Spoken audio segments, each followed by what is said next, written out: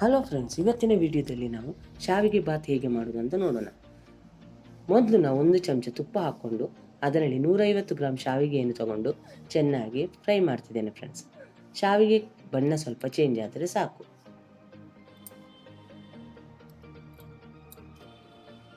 Friends, ಈ ಚಾನೆಲ್ಗೆ ಹೊಸಬರಾದರೆ ಈ ಚಾನಲನ್ನು ಸಬ್ಸ್ಕ್ರೈಬ್ ಮಾಡ್ಕೊಳ್ಳಿ. ಬೆಲ್ ಐಕಾನನ್ನು ಆಲ್ ಸೆಟ್ ಮಾಡಿದರೆ ನಾನು ಮಾಡೋ ವಿಡಿಯೋ ನಿಮಗೆ ನೋಟಿಫಿಕೇಶನಲ್ಲಿ ಬಂದುಬಿಡುತ್ತೆ ಫ್ರೆಂಡ್ಸ್. ಈಗ ಒಂದು ಬಾಣಲೆಗೆ 4 ಚಮಚದಷ್ಟು ಎಣ್ಣೆಯನ್ನು ತಗೊಂಡಿದ್ದೇನೆ ಫ್ರೆಂಡ್ಸ್.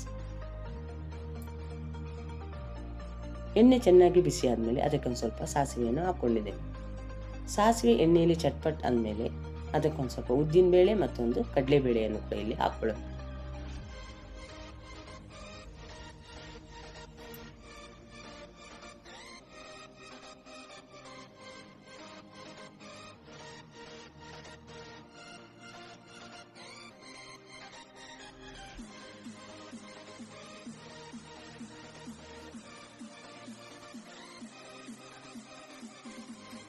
ಈಗ ಇವೆಲ್ಲವೂ ಎಣ್ಣೆಯಲ್ಲಿ ಚೆನ್ನಾಗಿ ಫ್ರೈ ಆದಮೇಲೆ ಇದಕ್ಕೆ ಒಂದು ಹೆಚ್ಚಿರುವ ಈರುಳ್ಳಿಯನ್ನು ಕೂಡ ಇಲ್ಲಿ ಹಾಕ್ಕೊತಿದ್ದೇನೆ. ಜೊತೆಗೆ 4 ಹಸಿಮೆಣಸಿನಕಾಯಿಯನ್ನು ಕೂಡ ಇಲ್ಲಿ ಸೇರಿಸ್ಕೊಳ್ಳೋಣ. ಇದನ್ನೆಲ್ಲ ಒಂದ್ಸಲ ಎಣ್ಣೆಯಾಗಿ ಫ್ರೈ ಮಾಡ್ಕೋಬೇಕು ಫ್ರೆಂಡ್ಸ್. ಈಗ ಇದಕ್ಕೆ ಕರಿಬೇವು ಸೊಪ್ಪನ್ನು ಕೂಡ ಈಗ ನಾನು ಇಲ್ಲೇ ಸೇರಿಸ್ತಿದ್ದೇನೆ ಫ್ರೆಂಡ್ಸ್. ಇದನ್ನು ಒಗ್ಗರಣೆ ಮಾಡುವಾಗ ಮೀಡಿಯಂ ಉರಿಯಲ್ಲಿಟ್ಟು ನಾವು ಇದನ್ನು ಫ್ರೈ ಮಾಡ್ಕೋಬೇಕು.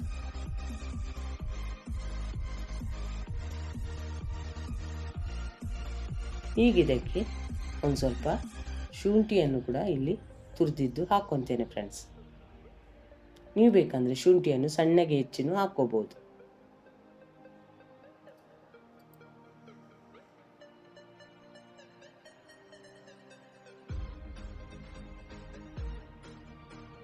ಈಗ ಈರುಳ್ಳಿ ಎಣ್ಣೆಯಲ್ಲಿ ಚೆನ್ನಾಗಿ ಫ್ರೈ ಆದಮೇಲೆ ನಾನು ತರಕಾರಿಯನ್ನು ಸೇರಿಸ್ಕೊತೇನೆ ಫ್ರೆಂಡ್ಸ್.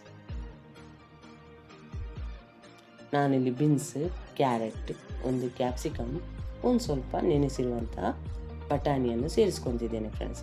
ನೀವು ಬೇಕಂದರೆ ಬೇರೆ ತರಕಾರಿಯನ್ನು ಸೇರಿಸ್ಕೋಬಹುದು.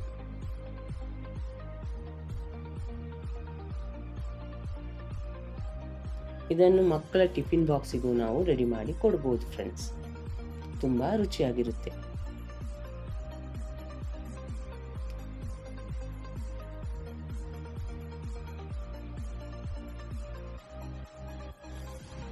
ಈಗ ಇದನ್ನು ಎಣ್ಣೆಯಲ್ಲಿ ಚೆನ್ನಾಗಿ ಫ್ರೈ ಮಾಡ್ಕೊತ ನಾವು ಇದಕ್ಕೆ ಸ್ವಲ್ಪ ಉಪ್ಪು ಮತ್ತು ಅರಿಶಿಣವನ್ನು ಕೂಡ ಇಲ್ಲೇ ಸೇರಿಸ್ಕೊಳ್ಳೋಣ ಫ್ರೆಂಡ್ಸ್.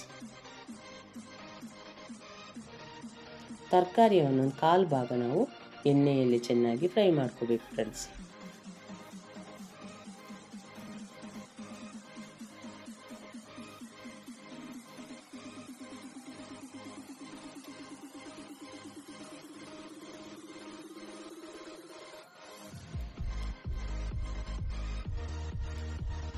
ಫ್ರೆಂಡ್ಸ್, ಇಲ್ಲಿ ನಾನು 150 ಗ್ರಾಂ ಶಾವಿಗೆ ತಗೊಂಡಿರೋದರಿಂದ 3 ಗ್ಲಾಸ್ ನೀರನ್ನು ಸೇರಿಸ್ಕೊತಿದ್ದೇನೆ. ಅಂದರೆ ಒಂದು 300 ml ನೀರನ್ನು ನಾನಿಲ್ಲಿ ಸೇರಿಸ್ಕೊತಿದ್ದೇನೆ ಫ್ರೆಂಡ್ಸ್. ಯಾಕೆಂದರೆ ತರಕಾರಿ ಸ್ವಲ್ಪ ಬೇಯಬೇಕು, ಅದಕ್ಕೋಸ್ಕರ ಒಂದು ಅರ್ಧ ಗ್ಲಾಸ್ ನೀರನ್ನು ಜಾಸ್ತಿನೇ ಸೇರಿಸ್ಕೊತೇನೆ ಫ್ರೆಂಡ್ಸ್. ಈಗ ಇಲ್ಲಿ ಮುಚ್ಚಳ ಮುಚ್ಚಿ ತರಕಾರಿ ಬೇಯುವವರೆಗೆ ನಾವಿದನ್ನು ಹಾಗೆಯೇ ಬಿಟ್ಟು ಬಿಡೋಣ ಫ್ರೆಂಡ್ಸ್. ಒಂದು 2 ನಿಮಿಷ ತರಕಾರಿಯನ್ನು ಈ ನೀರಲ್ಲಿ ಚೆನ್ನಾಗಿ ಬೇಯಿಸ್ಕೋಬೇಕು ಫ್ರೆಂಡ್ಸ್. ಈಗ ತರಕಾರಿ ಚೆನ್ನಾಗಿ ಬೆಂದಿದೆ ಫ್ರೆಂಡ್ಸ್.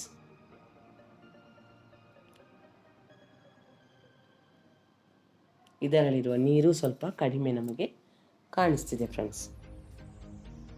ಈಗ ಇದಕ್ಕೆ ಒಂದು ಸ್ವಲ್ಪ ಹಸಿ ತೆಂಗಿನಕಾಯಿಯನ್ನು ಕೂಡ ಇಲ್ಲಿ ಹಾಕ್ಕೊತೇನೆ ಫ್ರೆಂಡ್ಸ್.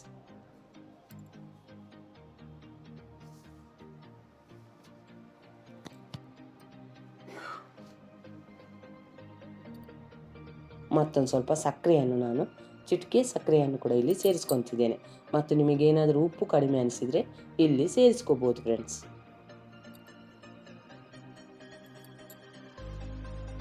ಈಗ ಇದಕ್ಕೆ ನಾನಿಲ್ಲಿ ಶಾವಿಗೆಯನ್ನು ಸೇರಿಸಿದ್ದೇನೆ. ಈಗ ಇದು ಶಾವಿಗೆಯನ್ನು ಚೆನ್ನಾಗಿ ಬೇಯಲು ಹಾಗೆಯೇ ಬಿಟ್ಟು ಬಿಡೋಣ ಫ್ರೆಂಡ್ಸ್. ಮುಚ್ಚಳ ಮುಚ್ಚದೇನೆ ಒಂದು 2 ನಿಮಿಷದನ್ನು ಚೆನ್ನಾಗಿ ಶಾವಿಗೆಯನ್ನು ಬೇಯಿಸ್ಕೋಬೇಕು ಫ್ರೆಂಡ್ಸ್. ನಾನು ಶಾವಿಗೆಯನ್ನು ಮೊದಲೇ ಹುರಿದಿರುವುದರಿಂದ ಅದು ಯಾವುದೇ ರೀತಿಯಿಂದಲೂ ಅಂಟ್ಕೊಳ್ಳುವುದಿಲ್ಲ ಫ್ರೆಂಡ್ಸ್. ಇಲ್ಲಿ ಅದರಲ್ಲಿರುವ ನೀರಿನ ಅಂಶ ಕಡಿಮೆ ಆಗುವವರೆಗೆ ನಾವು ಇದನ್ನು ಇಲ್ಲಿ ಬೇಯಿಸ್ಕೋಬೇಕು ಫ್ರೆಂಡ್ಸ್. ನಾನಿಲ್ಲಿ ದೊಡ್ಡ ಉರಿಯಲ್ಲಿಟ್ಟು ಬೇಯಿಸ್ತಿದ್ದೇನೆ ಫ್ರೆಂಡ್ಸ್. ಇದಕ್ಕೊಂದು ಸ್ವಲ್ಪ ಕೊತ್ತಂಬರಿ ಸೊಪ್ಪನ್ನು ಕೂಡ ಇಲ್ಲೇ ಸೇರಿಸ್ಕೊಳ್ಳೋಣ.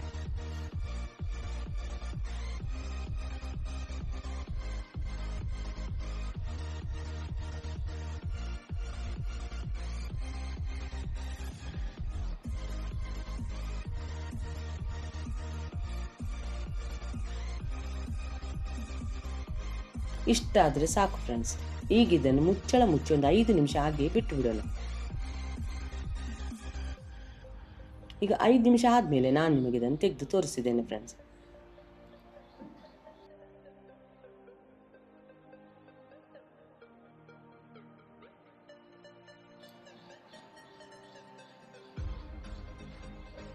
ಈಗ ಇದಕ್ಕೆ ಗ್ಯಾಸ್ ಆಫ್ ಮಾಡಿ ಒಂದು ಅರ್ಧ ಲಿಂಬೆ ಹಣ್ಣನ್ನು ಕೂಡ ಇಲ್ಲಿ ಹಿಂಡ್ತಿದ್ದೇನೆ ಫ್ರೆಂಡ್ಸ್. ಈಗ ನಮಗೆ ಬೇಕಾದಂಥ ಶಾವಿಗೆ ಬಾತ್ ರೆಡಿಯಾಗಿದೆ ಫ್ರೆಂಡ್ಸ್. ನೀವು ಇದನ್ನು ಟ್ರೈ ಮಾಡಿ ನಿಮಗೆ ಹೇಗೆ ಬಂತು ಅಂತ ನನಗೆ ಕಾಮೆಂಟ್ ಸೆಕ್ಷನಲ್ಲಿ ತಿಳಿಸಿ ಫ್ರೆಂಡ್ಸ್. ಈ ವಿಡಿಯೋವನ್ನು ನೀವು ನೋಡಿದ್ದಕ್ಕೆ ನಿಮಗೆ ತುಂಬ ಧನ್ಯವಾದಗಳು.